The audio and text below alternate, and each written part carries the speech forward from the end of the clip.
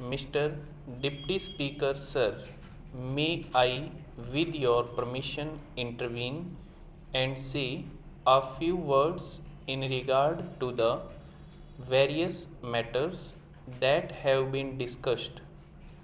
My colleague, the Finance Minister, who is in charge of this particular budget, will no doubt deal with the specific matters that have been raised in the course of this debate. I need hardly remind the House of the fact that although this budget is the individual responsibility of the Finance Minister, it is also the responsibility of the entire government, and as Prime Minister, I am entirely responsible for it as well as any other member of the government. This budget was placed before the House after the usual consideration by the government, and the latter is completely committed to it. That does not mean that we are not willing to consider any new proposals. We certainly are, so long as the basic structure of the budget is not affected.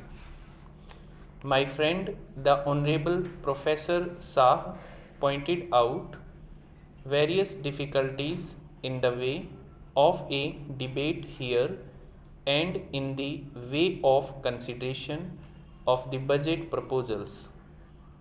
He pointed out how little could be done in the allotted time.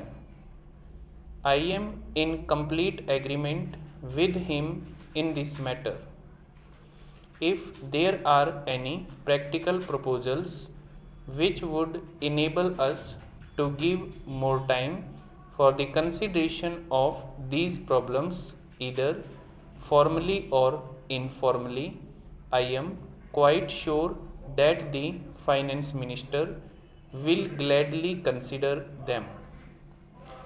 The real difficulty is, however, more basic, and it is this: the kind of problems which the government has to face now is so vast and intricate that it is impossible for any democratic parliamentary assembly to give enough time for its consideration.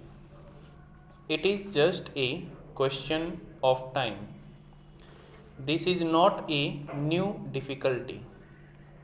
I remember that long debates on this subject took place in a country like the United Kingdom, where they found that they could not get along with what is really the 19th century procedure in this 20th century of continuous crisis, social problems, and international problems.